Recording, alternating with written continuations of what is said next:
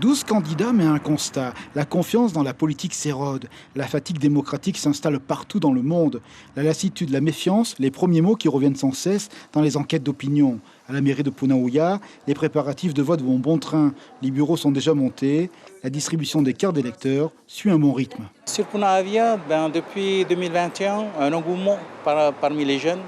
Ils s'intéressent davantage, on le voit lors des inscriptions. Voilà. Ça voudrait dire que les jeunes vont aller voter cette année? On ne sait pas. Je suppose. Donc il y a beaucoup de gens qui viennent retirer les cartes d'électeurs en ce moment. Actuellement, près de 3000 personnes sont venues retirer leur carte électorale sur la mairie de Punaouia.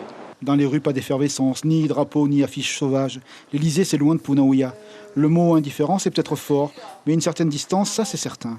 Le vote comme possibilité de changer la vie a perdu de sa force dans le regard du citoyen. Les gens politiques, quand ils sont sur le siège, ils ne pensent plus aux jeunes aujourd'hui.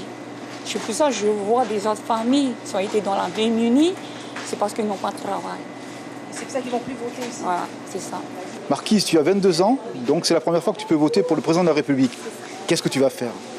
Alors, pour l'instant, je ne sais pas du tout, mais je vais descendre sur Totira pour rejoindre ma famille déjà et voir si je vais voter avec eux. Toi, tu as envie de voter ou tu hésites? J'hésite. Est-ce que ça ne sert pas à grand-chose, un président de la République? Si.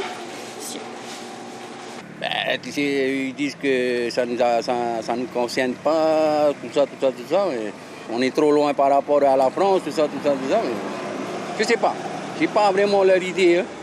Est-ce qu'ils vont aller voter pour le député, par contre, la législative? Là, en législative, ils sont pour. Tout le monde s'y met, là. Parce qu'ils connaissent les gens? Ouais. Mais comme ailleurs dans le monde, l'abstention se banalise en Polynésie. Elle devient un fait majeur de la réalité politique, l'image d'un contrat social écorné. Depuis 2012, l'abstention va grimpant, moins de 50% de participation, et la présidentielle n'est pas la seule élection à être concernée. Là, c'est important, parce que ça veut dire que soit l'offre politique ne paie plus, donc le rapport affectif ne peut pas fonctionner pour une bonne partie de la population, soit que ceux qui votent en connaissance de cause et qui ne se sentent pas malgré tout concernés, augmentent. L'abstention s'accompagne d'un autre phénomène, l'indécision.